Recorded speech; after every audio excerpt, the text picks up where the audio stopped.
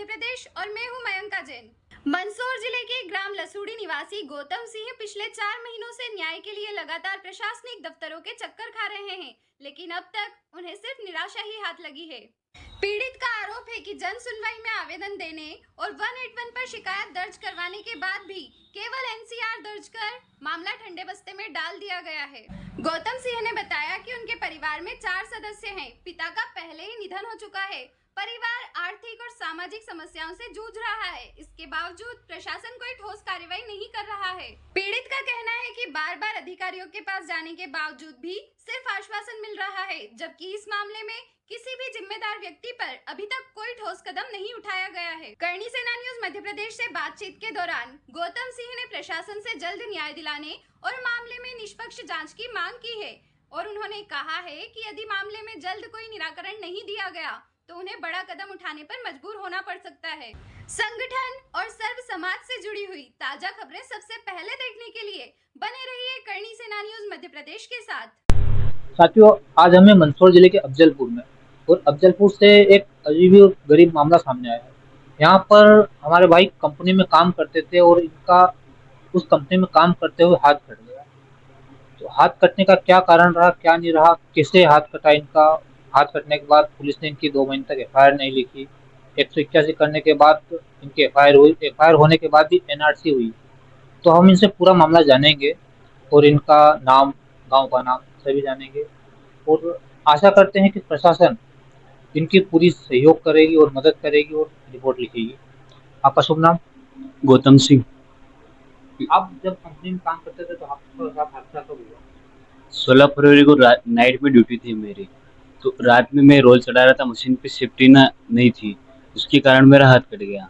तो हाथ कटने के बाद वहाँ पर 2-4 आदमी मेरे साथ काम कर रहे थे, वो मेरे को अस्पताल लगे, पर मेरे को पता नहीं था, मेरे को होश नहीं था, मेरे को पता नहीं था। होश आने के बाद पता चला कि वहाँ पर कोई था ही नहीं मेरे पास, ना उन्होंने मेरे घर वालों को सूचना दी, ना कोई अभी तक मेरे पास आया, ना कोई मुआवजा दिया मेरे को। ना ही उन्होंने सूचना करी, ना ही मुआवजा दिया, तो उन्होंने कुछ तो किया होगा, आपसे बात करी होगी या कुछ? जी नहीं, अभी तक कोई बात नहीं की उन्होंने। उसके मतलब बात करने में हम फोन लगाते हैं पर फोन भी नहीं उठाते वो कोई भी। हम बात करने भी गए थे पर कोई मतलब फोन लगाओ कि आधा घंटे में आ रहा है, 1 घंटे में आ रहा, उसके बावजूद भी कोई मिलता भी नहीं वहाँ पे। और आपको किस हॉस्पिटल ले गए थे लोग? पाटीदार हॉस्पिटल ले गए थे मंदसौर। तो हॉस्पिटल वाले ने उस समय पुलिस को सूचना नहीं करी थी? जी सर, कोई सूचना नहीं करी हॉस्पिटल वाले ने। मतलब हॉस्पिटल वाले ने भी मतलब 2 बजे रात में घटना आई, मैं खुद बेहोशी की हालत में था, मेरे को पता नहीं था, पर उन्होंने एफआईआर नहीं करवाई है अभी तक मंदसौर पुलिस। आप पुलिस के पास गए थे? जी सर, पुलिस के पास भी गया था। उन्होंने मतलब 2 महीने तक मैं भटका उनके पीछे पीछे, उसके बाद भी 181 लगाने के बाद उन्होंने एफआईआर भी नहीं की। उसके बाद एनसीआर लगाई उन्होंने, एनसीआर लगा रखी है अभी भी। पुलिस मतलब पुलिस का रवैया आपके खिलाफ रहा। कंपनी किसकी है? जिस कंपनी में आप काम करते थे वो कंपनी किसकी है? तो कंपनी टीटू गुप्ता और निविका रतड़िया और जुल्फिका नली की थी। ये तीनों मंदसौर के रहने वाले। तो उनका कोई पॉलिटिशियन कनेक्शन भी होगा? जी सर, बिल्कुल है। उनके राजनीतिक दबाव, उनके सांसद, उनके परिवार में जो क्या सांसद रह चुके हैं कोई उनके परिवार में। सुनने में आया है कि जो टीआई साहब आपका केस देख रहे थे उनका भी ट्रांसफर हो गया हाथों हाथ। बिल्कुल, मतलब जो मेरे पक्ष में बोल रहे थे, वो जो टीआई साहब बोल रहे थे, उनका भी ट्रांसफर करवा दिया गया है। जो मेरा एफआईआर लिख रहे थे उस दिन, उसका मतलब 2 दिन बाद उनका ट्रांसफर करा देगा, लाइन अटैच कर दी उन्होंने। आपके परिवार में कौन कौन है? मेरे परिवार में मेरा भाई, माताजी और दादाजी है। मेरे पिताजी का स्वर्गवास हो गया है। भाई का इलाज भी चलता है, और मतलब पूरी जिम्मेदारी मेरे ऊपर ही थी। मेरा हाथ मिलकर 1 उंगली बची यूज करने में, 1 ही उंगली बची है, 1 उंगली बची। साथियों, आप हाथ देख सकते हैं कि हाथ की कंडीशन 98% खत्म हो चुकी है, सिर्फ 1 उंगली इनकी बची है। अब आप सोचिए 1 उंगली में आदमी पूरी जिंदगी कैसे गुजारा करेगा, क्या करेगा? कोई सी भी कंपनी इन्हें काम नहीं देगी। ये इस हाथ की कंडीशन हो गई है। अब आप बताओ कि इस कंडीशन में इनको कैसे काम मिलेगा और इनका घर कैसे चलेगा, कैसे रोजगार चलेगा? पिताजी नहीं रहे, दादाजी भी उम्र दराज है, माताजी है, बड़ा भाई है, और इन सब के बावजूद भी ना ही पुलिस ने इनकी सुनी और ना ही एफआईआर लिखी।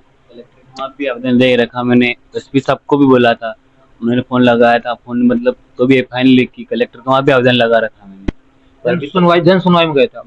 जन सुनवाई में गया था हम कलेक्टर ऑफिस में, और वहाँ भी कोई भी अभी तक सुनवाई नहीं हुई मेरी। जन सुनवाई के वो होगा ना एप्लीकेशन?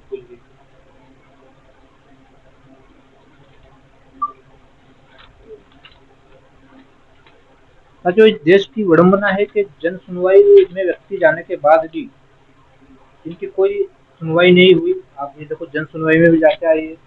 और ये एनसीआर, इसका कोई मायना ही नहीं है एनसीआर का। प्रशासन ने सिर्फ एनसीआर, पुलिस वालों ने एनसीआर दे करके इनको थाने से भेज दिया। अब इस एनसीआर से क्या होगा? ना ही तो इसमें जो धाराएं लगाई है वो धाराएं भी मामूली है, उन धाराओं से भी कुछ नहीं होगा। ये भाई साहब 17 फरवरी इनका हाथ कटा, ना तो पाटीदार हॉस्पिटल द्वारा इनकी पुलिस को सूचना दी गई है और ना ही कोई इनकी प्रशासन द्वारा मदद की गई है। जबकि कंपनी मालिक के द्वारा मेरे द्वारा इनकी वार्तालाप कराई गई तो कंपनी का मालिक का कहना है कि पहली तारीख में ही इनको रफा दफा करवा देंगे हम। मतलब आप सोच सकते हो कि पावर, आदमी के पास इतना पावर है कि उसने स्पष्ट कह दिया कि पहली तारीख में ही रफा दफा करवा देंगे। अब आप सोच सकते हो कि जिसको इतना अपने पावर पे गुमान है तो वो आम आदमी की क्या सोचेगा, क्योंकि उनके राजनीतिक कनेक्शन है और आजकल राजनेता तो किसी की सुनते नहीं आम आदमी की। आप इनके साथ कब से जुड़े हुए हैं? ये भाई साहब मुझे जब इनकी कोई नहीं सुन रहा था, जिला कलेक्टर कार्यालय में मिले थे मुझे, तो उन्होंने बोला कि मुझे भाई साहब मेरी किसी प्रकार से आप मदद करवा सकते हैं।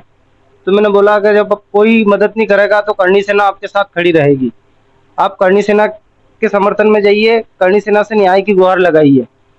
तो करणी सेना द्वारा मैंने दाद भाई से संपर्क करा और इनसे बोला कि भैया की जिस तरह से उचित मदद की जाए आप मदद करिए। तो करणी सेना का इनको फुल समर्थन मिला और आज करणी सेना की वजह से ही एनसीआर कटी है, वरना आज दिन तक कोई एनसीआर भी नहीं हुई थी इनकी।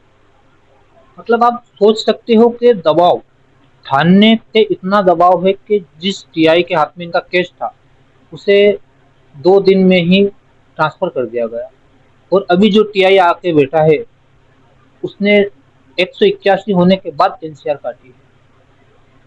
तो प्रशासन, मध्य प्रदेश की प्रशासन आप देखिए कि किस तरीके से काम करती है। एक मजदूर, ये रोज मजदूरी करके ही अपना घर चलाते हैं, ये इतने सक्षम नहीं है। इनके दादाजी बेटे हैं, आप देखो उम्र दराज है, तो इनके घर में कमाने वाला कोई नहीं है। तो ज्यादा से ज्यादा इस साथियों, ज्यादा से ज्यादा इस वीडियो को शेयर करना, और इतना शेयर करना कि ये आवाज हर व्यक्ति तक जाए, मंदसौर जिले के हर व्यक्ति तक ये आवाज जाए और इनके साथ कंधा से कंधा मिलाकर खड़े रहें। लसूड़ी गांव है अफजलपुर के पास, और ये गरीब परिवार से है। तो आप जितना हो सके इनका सपोर्ट करिए और इतना दबाव बनाइए ताकि पुलिस वाले एफआईआर भी लिखें, और जो फैक्ट्री मालिक है, जो जिसका वो घमंड है, वो घमंड भी खत्म हो जाए। हम अभी फैक्ट्री जाके आए थे, उन्होंने एनसीआर होने के बाद फैक्ट्री अभी बंद कर दी। जो प्लांट था वो प्लांट बंद कर दिया। उस प्लांट पे जो बोर्ड लगे हुए थे, नाम जो कंपनी का नाम रहता है, वो बोर्ड भी हटा दिए। तो देखो, आप प्रशासन और कंपनी वाले मिले हुए हैं ताकि कोई पता भी नहीं लगा सके। जिस व्यक्ति ने काम कर रखा है वही जानता है कि यहाँ कंपनी थी, लेकिन अगर कोई बाहर का व्यक्ति आता है तो उसे पता नहीं चलता है कि यहाँ किसी टाइम पे कंपनी थी या अभी भी कंपनी है। लेकिन एनसीआर लगने के बाद वो बंद हो गई, क्योंकि अब एनसीआर हुई है तो कहीं ना कहीं दबाव और बढ़ेगा और एफआईआर भी होगी।